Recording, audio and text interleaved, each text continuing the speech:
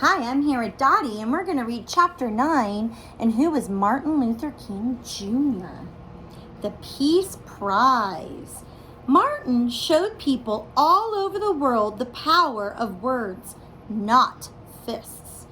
In 1964, Martin was awarded the Nobel Peace Prize. This award is given almost every year to the person or group who has done something important in the cause of world peace. Martin was very grateful for this award, but he knew it wasn't his alone. It belonged to the thousands of brave people who had taken part in the nonviolent fight for equal rights. Martin gave away all the prize money, $54,000, to civil rights groups. A little blurb about the Nobel Peace Prize. Alfred B. Nobel was a Swedish chemist and engineer who invented dynamite. When Nobel died in 1896, he left $9 million in his will to establish the Nobel Prize. The prizes are awarded almost every year in 6 categories: peace, literature, physics, chemistry, physiology, or medicine, and economics. Many different people, from teachers to judges to politicians, can be nominated for an award. In some years, as many as 200 nominations are received. The Nobel Peace Prize has been awarded to many people and organizations since 1901. Some past winners include President Barack Obama in 2009, President Jimmy Carter, 2002, Nelson Mandela, 1993, Elie Wiesel, 1986, and Mother Teresa, 1979. Back to the story. Martin Luther King Jr. had won the Nobel Peace Prize, but he knew he had not reached his goal, equality for all people. He thought about the defeat in Albany and the success in Birmingham. Surely there were other cities where Martin could help end segregation. Martin's eyes turned toward Selma, Alabama. Although half of Selma's residents were black, only 1% was registered to vote. The voting office was only open a few days a month, which made it difficult for people to register. In addition, the literacy test was so hard. Martin said that even the Chief Justice of the Supreme Court might not know some of the answers. For weeks, Martin led groups to the courthouse to register to vote, but it was not legal to hold marches in Selma. So the groups were arrested. Thousands of black people were sent to jail just because they wanted the right to vote.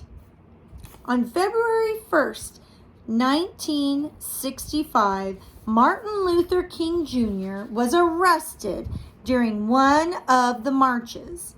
While Martin was in jail, a group called the Student Nonviolent Coordinating Committee invited a man named Malcolm X to Selma to speak. Malcolm X was a young black leader who disagreed with Martin's peaceful protests. Malcolm X did not believe in fighting with words alone. He thought it was okay to use your fists and more. Malcolm X also spoke about black pride, how blacks should respect themselves and be proud of their race.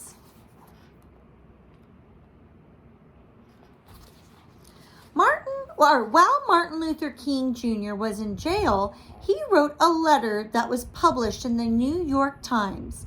In the letter, Martin said, "There are more Negroes in jail with me than there are on the voting rolls. Marches spread to many counties in Alabama. One night, a black marcher, Jimmy Lee Jackson, was shot during the voter registration drive. He was 26 years old. Before he died, Jimmy Lee said that a state trooper had gunned him down. The black community in Selma was outraged, but Martin still did not want people to fight back with more violence. He thought Malcolm X was wrong. So Martin organized a march from Selma to Montgomery, the capital of Alabama, to demand voting rights for black people.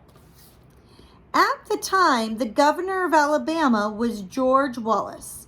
He did not want the march to take place. He put a ban on it. Did this stop Martin? No. On March 7th, 650 marchers set out for Montgomery. Since this was a Sunday, Martin stayed back at his church in Atlanta to preach. He planned to take a plane to Montgomery later that day to meet up with the marchers. As usual, the protesters were marching in peace. But soon, state troopers armed with nightsticks and tear gas appeared. They attacked the group. Some state troopers on horseback trampled the marchers. About 70 people were injured. The violence was captured by television cameras.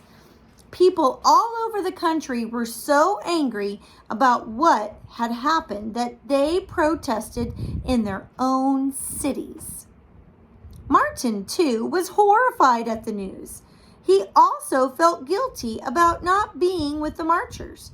So he planned another march 2 days later. On March 9th, Martin led a group of 1,500 from Selma towards Montgomery beforehand. Martin told people to leave the line if they had any doubts about remaining. He had to be sure that they wouldn't fight back, even if they were beaten up. As they crossed a bridge, the marchers faced a wall of state troopers. Martin saw that many would be hurt, even killed. Marching was one thing, getting murdered was another. So he turned the group around. Then good news arrived, very good news.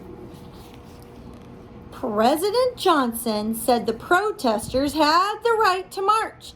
He promised to send in troops to protect the marchers. Suddenly, people from all over the country wanted to join in. On March 21st, the group set out. Protestants, Catholics, Jews, blacks, and whites, all marching together. To Martin, it was a beautiful sight. People walked through quiet valleys and over steep hills. They walked along the highways, stopping only to rest for a minute or two. Their bodies ached. Their feet were sore, but their hearts were light. By the time they reached Montgomery, they were 25,000 strong. At the state capitol building, they handed a petition to Governor George Wallace demanding voting rights for black Americans. I'm not done with the pages, but I just want to show you. On August 6, 1965, President Johnson signed the Voting Rights Act. President Johnson said, "Every American citizen must have an equal right to vote. Yet the harsh fact is that in many places in this country, men and women are kept from voting simply because they are Negroes." Now, there would be no more literacy tests, and United States government workers would be in charge of registering voters. The Selma Freedom Marchers had won.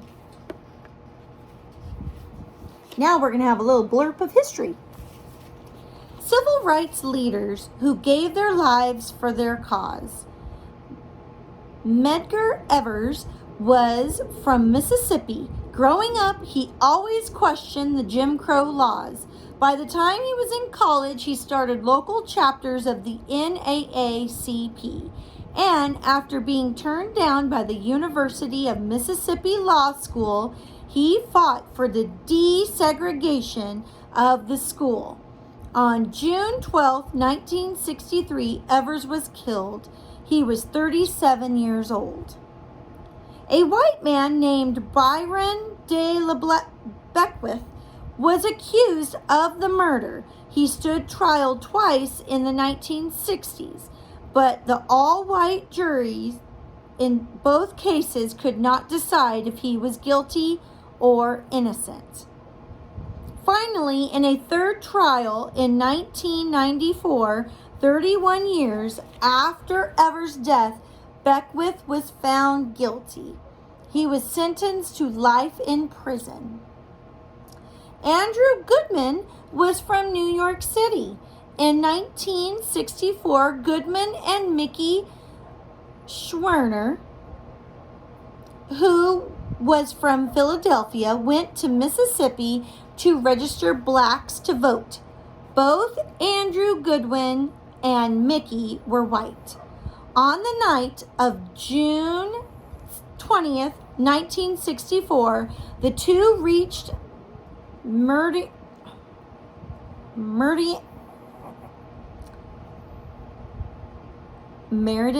Mississippi. There, a black man named James Chaney joined the group. The three civil rights workers were arrested for speeding and told to leave town, but members of the KKK tracked them down and killed them. They were all young men when they died. Goodman was 21, Mickey was 25, and Chaney was 21. In 1967, 19 white men were arrested for the deaths of the three civil rights workers. 7 of the men were found guilty. 2 men, E.G. Barnett, who was running for sheriff of Meriden, and Edgar Ray Killian, a local minister, were set free because the jury could not reach a decision. It wasn't until almost 40 years later, in 2005, that Killian was also found guilty of the murders. Back to the story.